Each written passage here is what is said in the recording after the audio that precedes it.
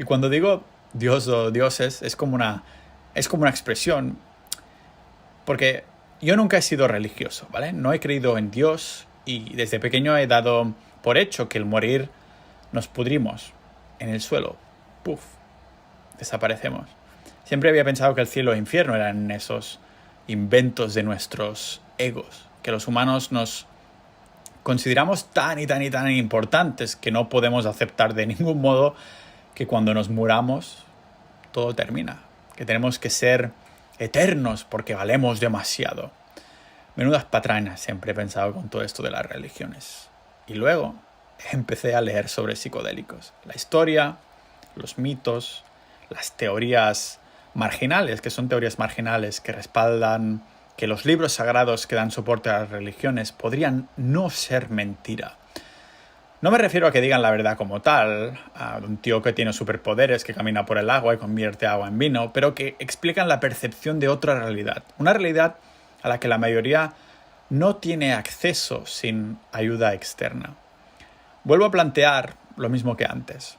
¿Son acaso las bacterias y los virus inexistentes porque no podemos verlos? Necesitamos la ayuda de una herramienta externa como es la de un microscopio para darnos cuenta de por qué tiene tanto sentido que los cirujanos se desinfecten las manos. Y si quienes explicaron todas estas historias bíblicas que han movido a millones de personas estaban bajo estos efectos psicodélicos. Esto, sumado con el juego del teléfono en el que una historia se cuenta una y otra vez, se traduce a todas las lenguas posibles de una a otra, pues es normal que la narración final que se da salga totalmente distorsionada. Pero el profesor judío Benny Shannon teorizaba que esto tal vez podría ser así y que las drogas psicodélicas podrían haber tenido un rol muy importante, totalmente central en la religión. Este profesor nos hacía ver que en el Antiguo Testamento que se relata cómo Moisés se encuentra con un zarza, ¿vale? Un zarza es un arbusto. Pues Moisés se encuentra con este arbusto, que es un zarza ardiente, que hizo de lugar donde supuestamente Moisés fue nombrado por Dios para ser el líder de los antiguos israelitas y guiarlos hasta Canaán. Pues magia, porque resulta que zarza, este arbusto, es rico en dimetriptamina, el DMT, ¿vale? DMT, que es una molécula psicodélica que pega un viaje mental increíble después de ingerir sus humos. De hecho, hoy en día una de las maneras de consumirla es fumándosela, porque el cuerpo no puede ingerirla de forma oral, aunque es verdad que hay biohackeos que ya pasaremos a ver en otro episodio, que se saltarían esta barrera del cuerpo. Sea como sea, este relato ha cambiado, de Moisés inhalando humos de un arbusto que realmente era un arbusto psicodélico. Ha cambiado realmente mi aceptación personal de estas historias, de la religión. ¿Me creo que existiera un tío que se llama Moisés? Pues sí. ¿Me creo que después de consumir una droga psicodélica hubiera un ser divino que le hablara? Pues sí, también.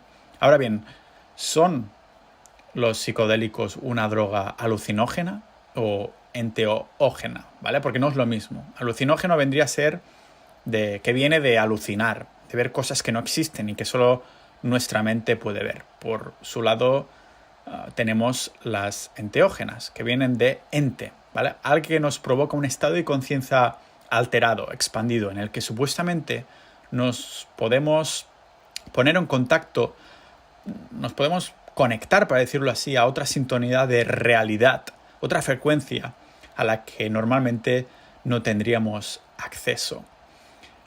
Y eso lo comentaba en un episodio donde vino el profesor David Joe aquí en el podcast hace ya un año atrás, si no me equivoco, que hablaba de los universos paralelos, que es totalmente posible, ¿vale? Así que si este hubiera sido el caso de Moisés, habría alucinado o conectado, por otro lado, a otra realidad. Una sintonía en la que gente no conectada a esta partícula, la DMT, la partícula de Dios, no tendría acceso. Pero no es solo Moisés que nos hace tener estas preguntas. De hecho, es toda la Biblia, ¿vale? El agnóstico y lingüista John Marco Allegro se pasó una vida entera analizando textos religiosos desde una perspectiva lingüística. Después de 14 años llegó a la conclusión de que el cristianismo no es que fuera verdadero o falso, sino una mala interpretación.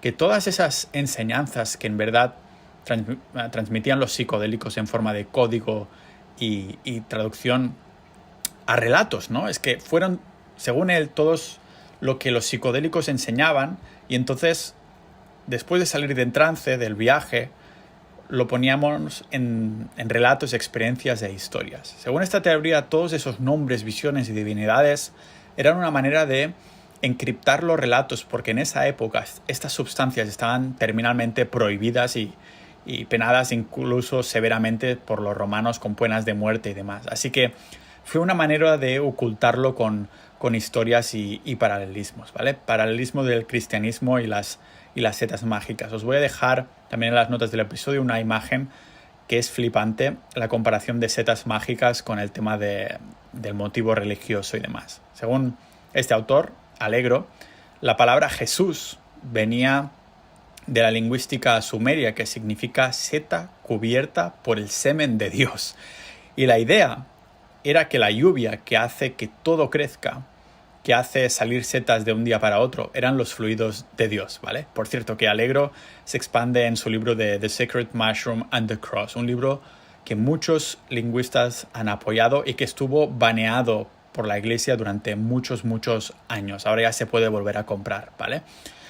Tan apoyado y estudiado que se ve, ya digo, que la Iglesia Católica compró el libro para sacarlo del mercado y durante muchos años solo se podían comprar las primeras copias que llegaron a salir, pero en un mercado clandestino de segunda mano, ¿vale? Así que décadas más tarde, John Irving lo republicó. Y es que si nos lo paramos a pensar con mente tanto lógica como espiritual, tiene sentido. Conocemos las setas mágicas y sabemos que no son recientes, que han existido probablemente durante más tiempo que nosotros. Lo que sí es reciente es la entrada de la ciencia para nombrar el componente que te hace entrar en estos estados con las setas, la psilocibina. Así que sin este tipo de conocimiento, entiendo totalmente que la gente de la época pensara que se trataba de algo divino, de una conexión con alguien que el resto de personas no tenían acceso. Y es que bajo estos efectos incluso se escuchan voces literales, las escuchas de verdad. ¿Cómo no vas a pensar que un ser místico superior te está hablando?